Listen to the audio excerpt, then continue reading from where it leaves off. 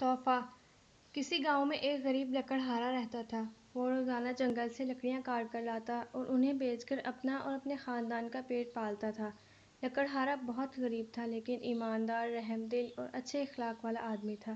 وہ ہمیشہ دوسروں کے کام آتا اور بے زبان جانوروں، پرندوں وغیرہ کا بھی خیال رکھتا تھا۔ ایک دن جنگل میں لکڑیاں اکٹھی کرنے کے بعد وہ کافی تھک گیا اور ایک سایہ دار درخت کے نیچے سستانے کے لیے لیٹ گیا۔ لیکن جیسے ہی اس کی نظر اوپر پڑی، اس کے رونگٹے کھڑے ہو گئے۔ اس نے دیکھا کہ ایک سانپ درخت پر بنے ہوئے گھونسلے کی طرف بڑھ رہا ہے۔ اس گھونسلے میں کوے کے بچے تھے جو سانپ کے ڈر سے چیں چیں کر رہے تھے۔ بچوں کے ماں باپ دونوں دانا چگنے کہیں دور گئے ہوئے تھے۔ رحم دل لکڑہارا اپنی تھکان بھول کر فوراً اٹھ بیٹھا اور کوے کے بچوں کو سانپ سے بچانے کے لیے درخت پر چڑھنے لگا۔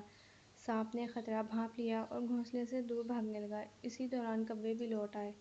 لکڑہارے کو پیڑ پر چڑھا دیکھا تو وہ سمجھے کہ اس نے ضرور بچوں کو مار دیا ہوگا۔ وہ غصے میں کائیں کائیں چلانے لگے اور لکڑہارے کو چونچیں مار مار کر ادھمرا کر دیا۔ بیچارہ لکڑہارا کسی طرح جان بچا کر نیچے اترا اور چین کی سانس لی۔ لیکن جب کوے میں اپنے گھونسلے میں گئے تو بچے وہاں دبکے ہوئے بیٹھے تھے۔ بچوں نے ماں باپ کو ساری بات بتا دی اور تبھی انہوں نے دیکھا کہ سانپ بھی درخت سے اتر کر بھاگ رہا تھا۔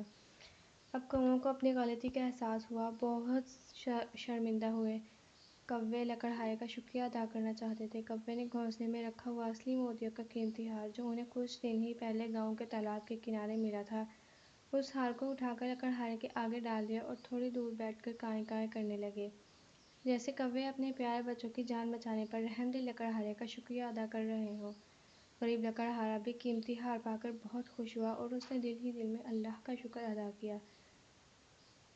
جب لکڑہارا لکڑیوں کا گٹھا سر پر اٹھا کر اپنے گاؤں کی طرف چلا تو کوے بھی اس کے اوپر کائیں کائیں کرنے اڑ رہے تھے، لیکن چونچ مارنے کے لیے نہیں بلکہ اسے دور تک الوداع کرنے کے لیے۔